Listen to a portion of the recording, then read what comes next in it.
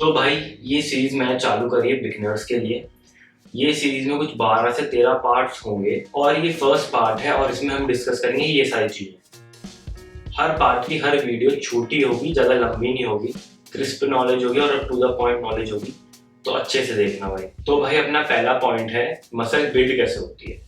Muscle build होती है जब अपन एक्सरसाइज करते हैं। तो एक्सरसाइज करने से क्या होता है, उससे अपना मेटाबॉलिक फटीग और मस्कुलर डैमेज होता है। अब उस डैमेज के बाद जब हम मसल को रिपेयर करते हैं, रिपेयर कैसे करते हैं मसल को, जब हम उसको प्रॉपर अमाउंट में प्रोटीन देते हैं और रेस्ट देते हैं तो उससे वो मसल रिपेयर होती है और मसल रिपेयर होने के बाद मसल स्ट्रॉन्ग बनती है। तो भाई चलो अब कुछ की टर्म समझ लेते हैं। पहली की टर्म है अपनी फ्रीक्वेंसी। फ्रीक्वेंसी क्या होती है? फ्रीक्वेंसी होती है हम एक मसल को हफ्ते में कितनी बार हिट कर रहे हैं। जैसे पुश पुल लेग्स होता है उसमें अपन 2 बार करते हैं और बहुत सारी ब्रो स्प्लिट्स होती है उसमें अपन 1 बार ही करते हैं। तो मेन सवाल अब ये है कि हम बिगिनर हैं तो हम करेंगे। बिगिनर्स को सबसे पहले तो बॉडी वेट एक्सरसाइज करनी चाहिए। बॉडी वेट एक्सरसाइज हो गई, उसके बाद उन एक्सरसाइज में थोड़ा वेट ऐड करना चाहिए। अगर अपन इस स्टेज के आगे आ गए हैं, ठीक है, तो अपन पर्टिकुलर मसल्स को आइसोलेट करके भी वर्कआउट कर सकते हैं। जैसे अपन push pull leg split follow कर सकते हैं। तो अब सेकंड की टर्म है वॉल्यूम। वॉल्यूम मतलब अपन एक मसल ग्रुप के कितने सेट परफॉर्म कर रहे हैं, उस हिसाब से अपना वॉल्यूम डिफाइन करना, ठीक है।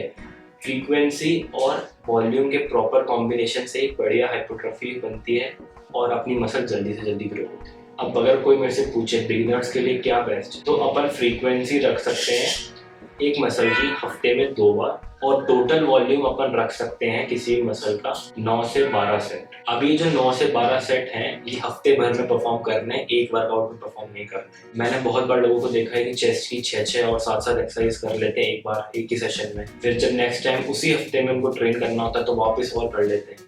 तो कोई इतना करने से मतलब नहीं होता है। आप नॉर्मली मसल को अच्छे से ट्रेन करो, ओवर ट्रेन मत करो। आप समझते हो प्रोग्रेसिव ओवरलोड क्या होता है। अब मान लो मैंने इस हफ्ते बेंच प्रेस मारी है 60 केजी की, तो बिगिनर्स के लिए एक बेस्ट बेनिफिट रहता है कि उनका प्रोग्रेसिव ओवरलोड बड़ा जल्दी होता है, ठीक है। और जैसे तुम एडवांस होते जाते हो, जैसे मान लो तुम अब 100 केजी बेंच प्रेस करने लगे तो तुम्हारे धीरे धीरे प्रोग्रेस करने की रेट कम होती जाएगी। जैसे कि मान लो 60 केजी बेंच प्रेस पे मैं 5 किलो अगले हफ्ते में ऐड कर रहा हूँ। मतलब एक हफ्ते मैंने करी 60 केजी, दूसरे हफ्ते कर लिया मैंने 65 केजी, तो मेरा हो गया 5 किलो का जंप। लेकिन मुझे 100 केजी से 105 केजी जाने में 2 से 4 हफ्ते लग सकते हैं, ठीक है। तो जितना अपन आगे जाते जाते एडवांस होते जाते हैं उतना वेट ऐड ऑन करना मुश्किल होता जाता है। तो भाई प्रोग्रेसिव ओवरलोड बिगिनर्स के लिए कैसे करना है बताता हूँ। सबसे पहले तो एक ही वर्कआउट प्लान बनाओ, उस वर्कआउट प्लान को फॉलो करो। एक ही वर्कआउट प्लान को फॉलो करो 4 से 5 हफ्ते तक। अब इससे क्या होगा कि तुम्हें कम से कम पता तो है कि मैंने पहले ये एक्सरसाइज करी, उसके बाद ये करी, उसके बाद ये करी, उसके बाद ये करी। अब उसको ओवरऑल तुम 1 महीने तक मान लो करोगे तो तुम समझ में आएगा कि चलो हाँ, दिमाग में आइडिया तो रहता है कि बेंच प्रेस मैंने स्टार्ट कर रही थी जब मेरी 40 किलो थी, 50 किलो थी, 60 किलो थी।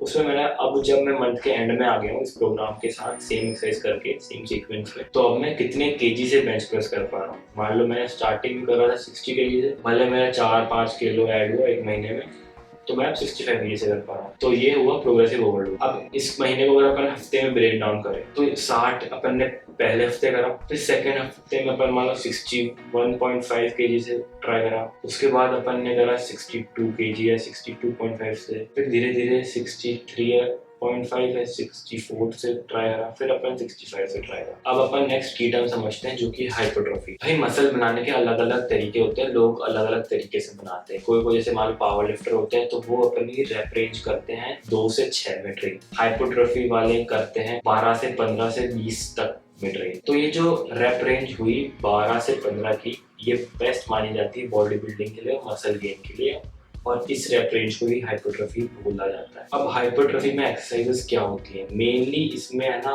मशीन से असिस्टेड एक्सरसाइज ही करी जाती है। अगर आप चाहो तो कंपाउंड लिफ्ट भी ऐड कर सकते हो एज अ बिगिनर, कोई दिक्कत नहीं। आप स्टार्टिंग में कंपाउंड लिफ्ट करो, फिर हाइपरट्रॉफी वाली एक्सरसाइजेस करो, मशीन एक्सरसाइज हो गई, और उसमें ट्रेन करो अपन 3 सेट में 12 से 15 रैप में। या तो अपन पहले हाइपरट्रॉफी वाली एक्सरसाइज करो और उसके बाद तुम कंपाउंड एक्सरसाइज करो, कोई दिक्कत नहीं, कैसे भी कर सकते हो। अब भाई मसल प्रोटीन सिंथेसिस क्या होता है ये समझ लेते हैं। अब भाई मसल प्रोटीन सिंथेसिस क्या होता है ये समझ लेते हैं। तो भाई मसल प्रोटीन सिंथेसिस अपन को हमेशा स्टिमुलेट करना होता है। स्टिमुलेट कैसे करना होता है? एक्सरसाइज के थ्रू। तो एक्सरसाइज जब अपन करते हैं तो मैंने आपको बताया था जैसे स्टार्टिंग में वीडियो की कि मसल को अपन ब्रेक करते हैं। अपन ने मसल को ब्रेक तो कर लिया, अब वो रिपेयर कब होगी, जब अपन उसको प्रॉपर रेस्ट देंगे और प्रॉपर न्यूट्रिशन देंगे। तो अपनी जो ये from the point of breaking the muscle exercise के through to repairing of muscle through sleeping and proper nutrition, इस प्रोसेस को बोलते हैं मसल प्रोटीन सिंथेसिस। अपन ने मसल ब्रेक करी, उसके बाद अपन ने उसको रिपेयर करी। वो रिपेयर कैसे हुई?